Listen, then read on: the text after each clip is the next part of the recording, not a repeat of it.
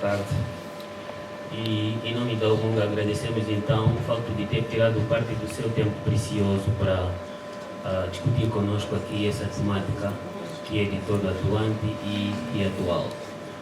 Antes de lá irmos, vamos fazer uma biografia sumária mais restrita possível do Dr.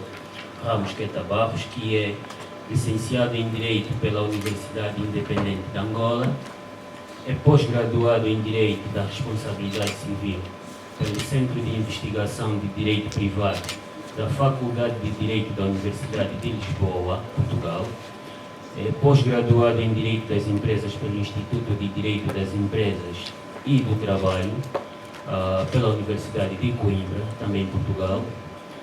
É advogado de profissão, pois embora esteja agora com o exercício suspenso por incompatibilidades de 2018, atualmente exerce a função de juiz de direito no Tribunal de Comarca do Lubito, Sala do Cível, Administrativo, Fiscal e Aduaneiro.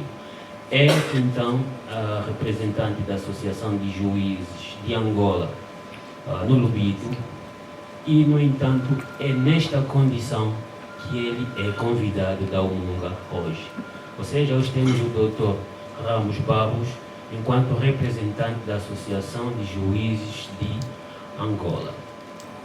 Bom, feito isso, vou então mais uma vez agradecer e, no entanto, passar já a palavra ao Dr. Barros para uma apresentação de 40 a 45 minutos, fim da qual abriremos espaço para o debate que se impõe com os demais presentes. Caro Dr. Barros, tem a palavra e muito obrigado. Muito obrigado. Antes de mais, permitam-me também, em nome da Associação de Juízes de Angola, agradecer o convite que nos foi formulado pela UNGA para cá estarmos hoje e tratarmos de um tema bastante atual, sempre atual, digo. Dizer que sou o representante da associação, tal como já foi apresentado, a nível do Lubito, Tribunal da Comarca do Lubito. A Associação de Juízes de Angola, para quem não sabe,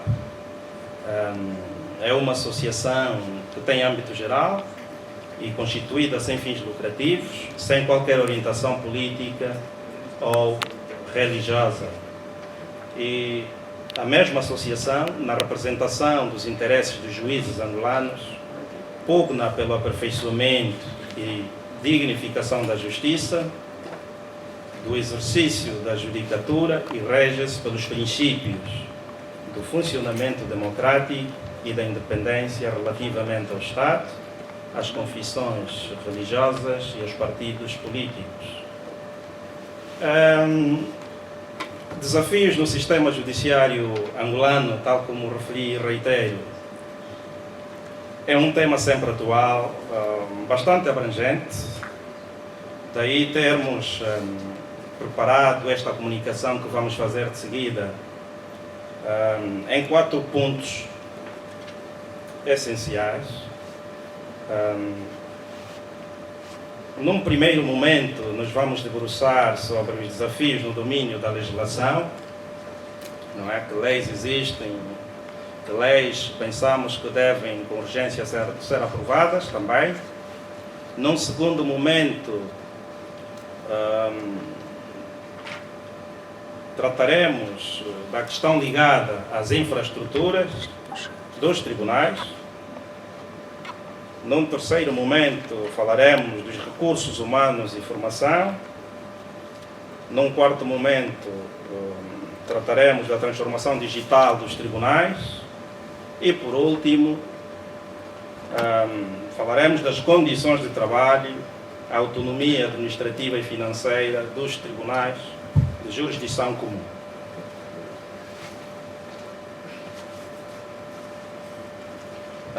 Como não devia deixar de ser,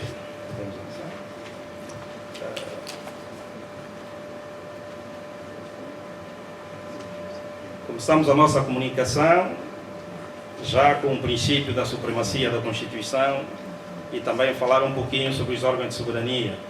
Sabemos nós que a Constituição é a lei suprema da República de Angola, nos termos do número 1 do artigo 6º da Constituição da República de Angola. As leis e os demais atos do Estado, também prevê a Constituição, só são válidos se forem conforme a Constituição, isto nos termos do número 3 da mesma norma. E, finalmente, nos termos do número 1 do artigo 105 da Constituição, são órgãos de soberania o Presidente da República, a Assembleia Nacional e os tribunais. E é sobre os tribunais que nos ocuparemos nesta nossa comunicação. Pese embora falar do sistema judicial não é a mesma coisa que falar do sistema judiciário. O judicial é inerente ao juiz e aos tribunais, e o judiciário é para além disso. Não é? Já no sistema judiciário fazem parte, por exemplo, os órgãos de polícia.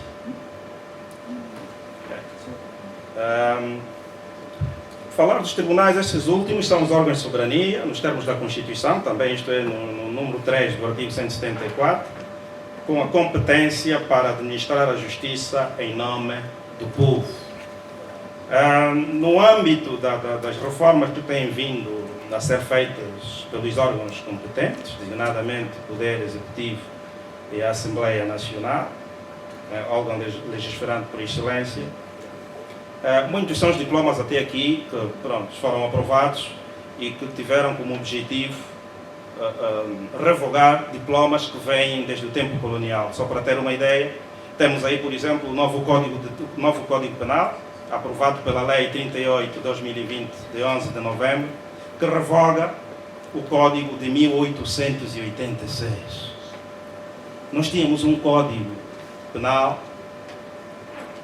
até novembro de 2020, que vem de 1886.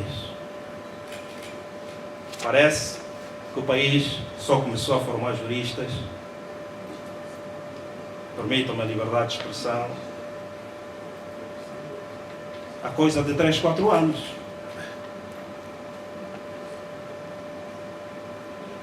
A mesma questão se coloca em relação ao novo Código de Processo Penal. O anterior era de 1929. Também foi aprovado muito recentemente, isto já em 2022, a Lei número 31, 22 de 30 de agosto, lei que aprova o Código de Procedimento Administrativo e revoga o Decreto-Lei 16A/95.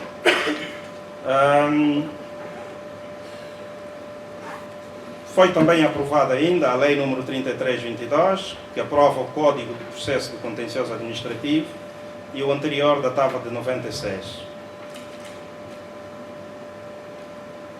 No que se refere à legislação propriamente dita dos tribunais, em 2022 também foi aprovada a Lei 222, de 17 de março, Lei Orgânica do Tribunal Supremo.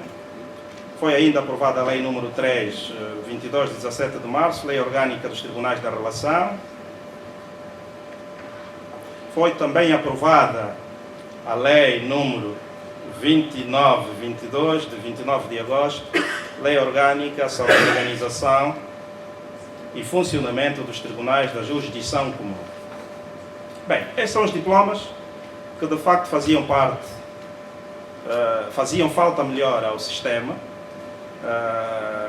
e aqui é preciso reconhecer o papel da Comissão de Reforma, não é? Que, fruto do seu trabalho, apresentou as propostas aos órgãos competentes e estes, por seu turno, fizeram aprovar as leis sobre as quais nos debruçamos anteriormente. Agora, nós temos grandes desafios, ainda no domínio da legislação. É claro que foram feitas alterações a alguns diplomas, e eu, enquanto operador de justiça, claro, congratulo-me com isso, porque facilita o meu exercício. Há realidades que não estavam previstas, por exemplo, nos diplomas que vinham da época colonial e que agora foram acolhidas pelo legislador angolano, isto interessa, mas há questões que, ainda assim, na nossa opinião, enquanto Associação de Juízes de Angola, defendemos, numa futura revisão da Constituição da República de Angola, a alteração, por exemplo, de algumas normas que fazem parte da Constituição Judicial. A Constituição Judicial não é mais senão aquele conjunto de normas que a própria Constituição prevê e que se referem ao Poder Judicial.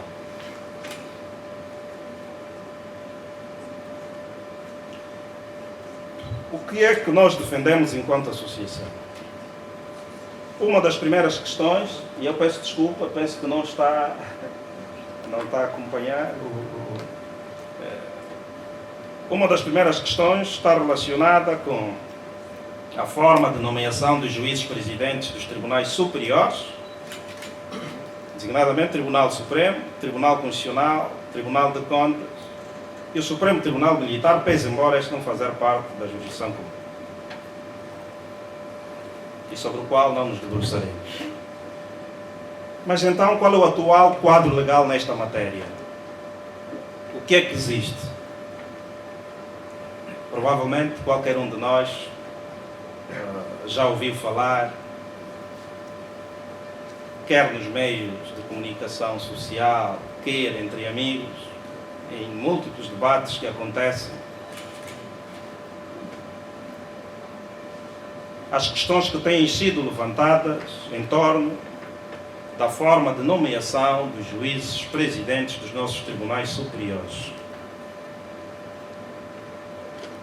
O atual quadro legal é o seguinte: o presidente do Tribunal Supremo e vice-presidente são nomeados pelo Presidente da República, dentre os 3 candidatos selecionados por 2/3 dos juízes conselheiros em efetividade de funções.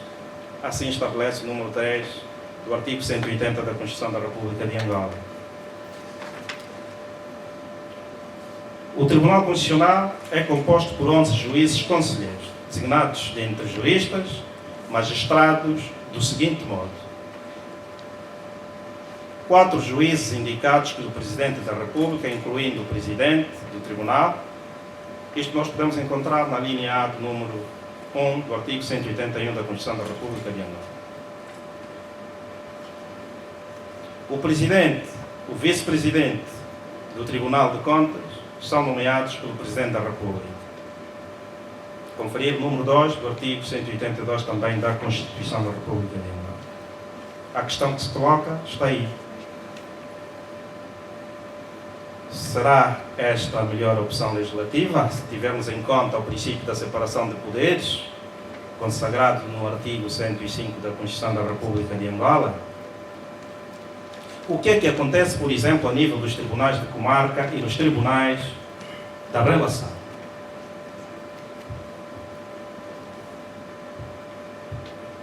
Nos tribunais de comarca, a função de juiz-presidente do Tribunal de Comarca é exercida pelo juiz mais antigo na categoria para um mandato de 3 anos não renovável. O exercício da função de juiz-presidente do Tribunal de Comarca é rotativo entre todos os juízes da comarca respectiva. Conferir o número 1 e 2 do artigo 55 da Lei 29/22, que é a lei orgânica dos tribunais de jurisdição comum. O que é que sucede a nível dos tribunais da relação em relação a esta matéria? Nos tribunais da relação, a função de juiz-presidente do Tribunal da Relação é exercida pelo juiz mais antigo na categoria. Em caso de igualdade de circunstâncias, exerce a função o juiz mais velho.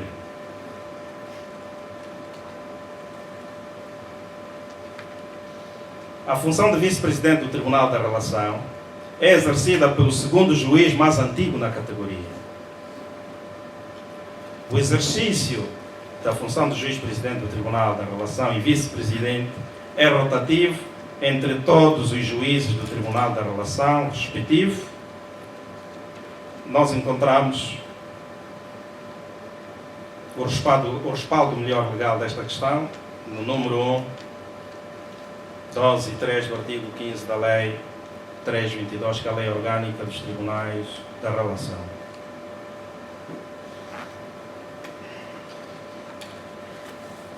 Em relação à duração de mandatos dos presidentes dos tribunais superiores, a nível do Tribunal Supremo, o presidente e o vice-presidente têm um mandato de 7 anos.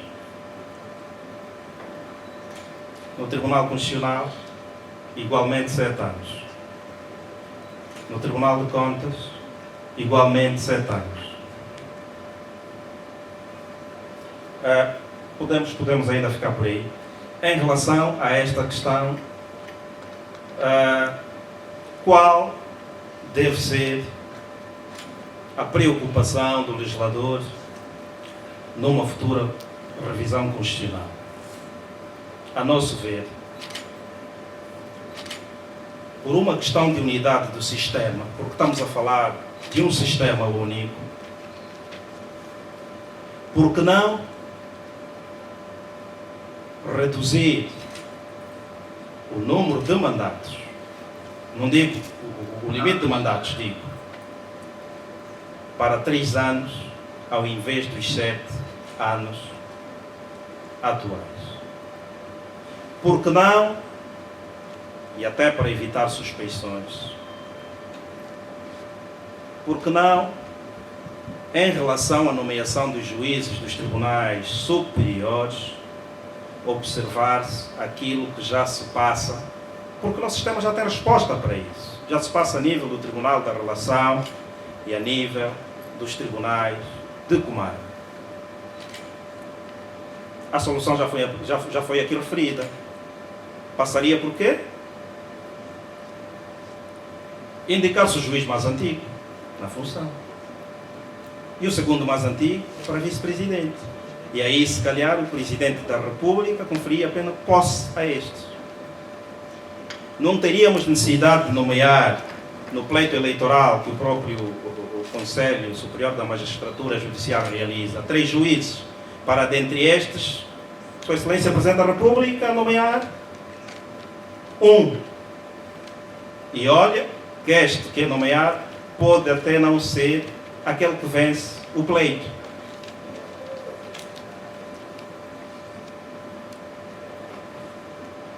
Parece-me, e aqui temos que chamar a atenção ao legislador, não é? Seria bom que, de facto, esta questão, reitero, por razões até de unidade do próprio sistema judicial, não é? Viesse a consagrar a mesma solução que já existe a nível dos tribunais da relação e dos tribunais de comarca, que nos parece ser a melhor solução.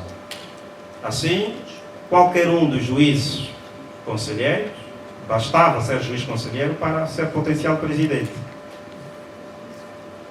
Eu, por exemplo, sou juiz do Tribunal de Comarca,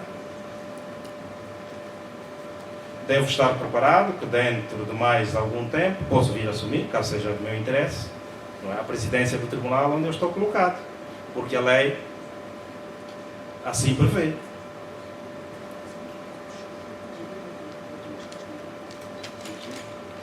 Face a essa falta de unidade, nós, enquanto Associação de Juízes de Angola, defendemos que, de facto, o legislador, numa próxima revisão, possa ter em conta os aspectos sobre os quais acabamos de nos debruçar. Num outro ponto, vamos falar um pouquinho sobre juízes e gestão financeira, que também é um tema recorrente, atual, ou digo sempre atual. O que é que nós temos em termos nos termos da Constituição da República de Angola? Ao abrigo do número 5 do artigo 179, os juízes não podem exercer qualquer outra função pública ou privada, excepto às de docência e de investigação científica de natureza jurídica. É que até para a investigação nem podemos investigar numa outra área, não? Podemos ter obtido conhecimentos ou outras formações antes do nosso ingresso à magistratura, mas a partir do momento que ingressamos como magistrados, estamos proibidos de fazer investigações noutras áreas que não seja área jurídica, até para isso. Porém, o que é que sucede? Entre as competências dos juízes presidentes dos tribunais de comarca, isto consta na linha 10 do número 3 do artigo 56 da Lei 29/22, que é a Lei sobre a Organização e Funcionamento dos Tribunais de Jurisdição Comum, consta, entre as competências do juiz-presidente, a de executar o orçamento do tribunal aprovado, sendo coadjuvado pelo secretário administrativo. Será esta a melhor solução? Não estará em contramão não estará em contramão melhor em relação à norma que nós acabamos de fazer leitura? O artigo 179. Executar orçamento não será proibido nos termos da Constituição? Em relação aos tribunais da relação e no Tribunal Supremo, os respectivos presidentes apenas controlam a execução orçamental, ou seja, as disposições legais que vêm a seguir se referem exatamente à questão da gestão orçamental a nível destes tribunais. Entretanto, da leitura atenta que fizemos as normas de qualquer um dos estatutos orgânicos, das leis orgânicas, se quisermos, não encontramos qualquer norma semelhante à que consta da lei orgânica dos tribunais de jurisdição comum, não é? Que é a Lei 29, isto é, relativamente ao juiz presidente no capítulo da execução orçamental.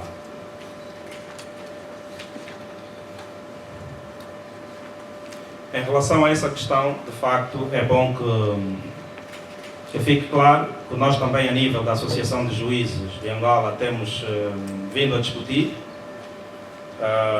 qual seria o melhor modelo e parece-nos, claro que as posições divergem, mas na minha opinião, pessoalmente, executar o orçamento não pode fazer parte, não é, das competências do juiz-presidente. O juiz, a sua principal tarefa é julgar processos, é julgar os litígios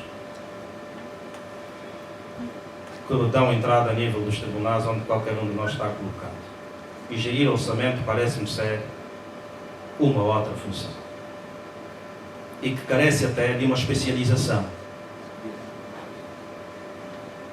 Ainda que tenhamos tido formação a nível das nossas faculdades de Direito, em finanças públicas, Direito Econômico, mas não me parece que as competências adquiridas em sede destas matérias nos tenham dado valências para poder, de forma criteriosa, gerir orçamento dos tribunais.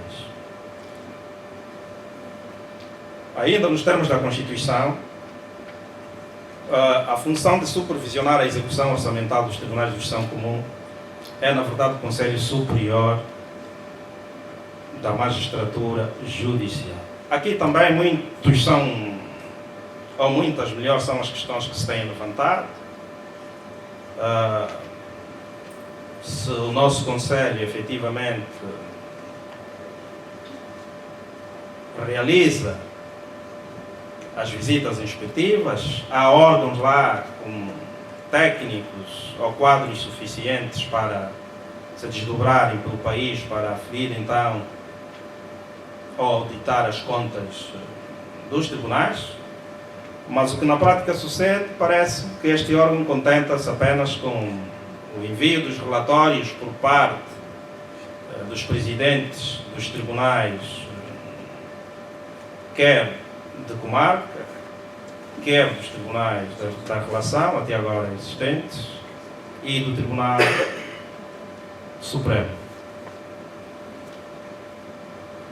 Mas parece não ter sido esta a intenção do legislatório. Então, para que que se evite suspeições em relação a esta matéria, é recomendável que numa próxima revisão da Constituição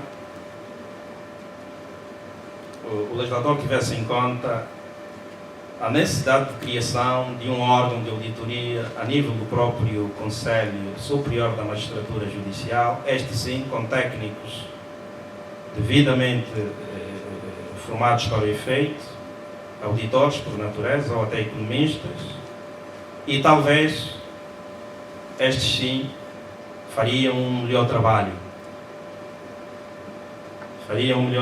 Sem prejuízo, claro, em relação a esta matéria das competências próprias de fiscalização do Tribunal de Contas. Não é? E outro aspecto ainda relacionado com esta matéria, e se calhar até decorrente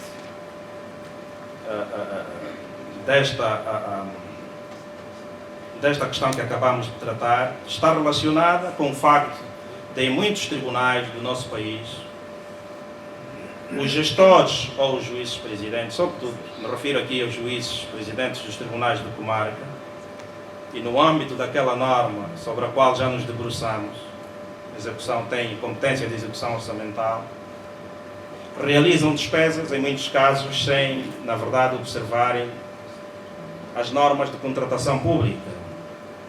Talvez por falta exatamente deste órgão de auditoria, não é? Porque se tivéssemos um órgão de auditoria a nível do Conselho Superior da Magistratura Judicial, provavelmente estariam mais preocupados com a observância das próprias normas de execução orçamental. A Lei 41/2020, de 23 de dezembro, Lei dos Contratos Públicos, é aplicável aos tribunais, e aquelas formas de concursos nela previstos, me refiro sobretudo à contratação simplificada, contratação emergencial, contratação eletrónica, concurso limitado por convite, concurso por prévia qualificação. Estas formas todas de concursos previstas na lei devem ser observadas pelos tribunais na aquisição de bens e serviços. Daí, mais uma vez, a necessidade de se criar então este órgão a nível do Conselho Superior da Magistratura Judicial. Outra questão que tem sido objeto, e ainda no âmbito da legislação, de muitos debates, e sobretudo nos últimos dias, porque já estamos em março, está relacionada com a abertura do ano judicial. O ano judicial corresponde aos tribunais da jurisdição comum, correspondente melhor aos tribunais da jurisdição comum, peço desculpas, tem início no dia 1 de março. Nos termos da lei orgânica, a abertura do ano judicial é assinalada com a realização de uma cerimónia solene em que tomam a palavra o Presidente da República, o Presidente do Tribunal Supremo, o Procurador-Geral da República e o Bastonário da Ordem dos Advogados Gerais.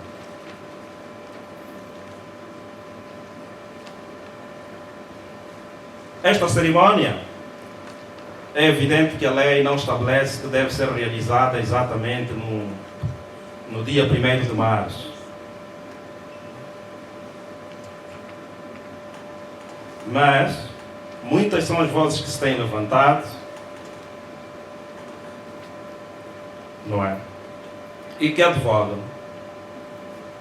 que a cerimónia deveria exatamente acontecer no dia 1 de março. Eu também, claro, entendo que sim. Para evitar interpretações dúbias desta norma, me parece que é a altura de conferir dignidade constitucional a esta norma. Passaria, neste caso, por uma alteração, numa futura revisão constitucional, ou seja, a conferir dignidade constitucional a esta norma que consta da Lei 29/22,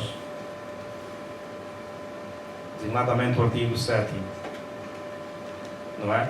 Transpô-la para a Constituição da República.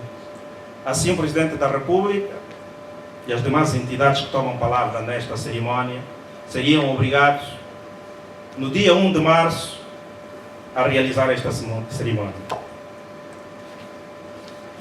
porque se tivermos em conta aquilo que sucede, por exemplo, na abertura do ano parlamentar, salvo raras exceções, mas não com o atual Presidente da República, me recordo de uma situação em que o anterior Presidente não chegou de ir à abertura do ano parlamentar e delegou o Vice-Presidente, mas ainda assim seria bom que a nível do Poder Judicial, e até porque estamos a falar de um órgão de soberania também, os tribunais são um órgão de soberania, não é? E aqui, atento, claro, ao princípio da igualdade de tratamento, seria bom que conferíssemos dignidade constitucional a esta norma. É claro está que o facto desta cerimónia não ser realizada não significa dizer que os tribunais estão encerrados, estão fechados. E mesmo durante as férias judiciais, a ideia geral que se tem é que os tribunais estão encerrados e que os juízes não trabalham e os funcionários também. Aquele período que vai de 22 de dezembro ao último dia útil do mês de fevereiro, que são as férias judiciais, em que nos termos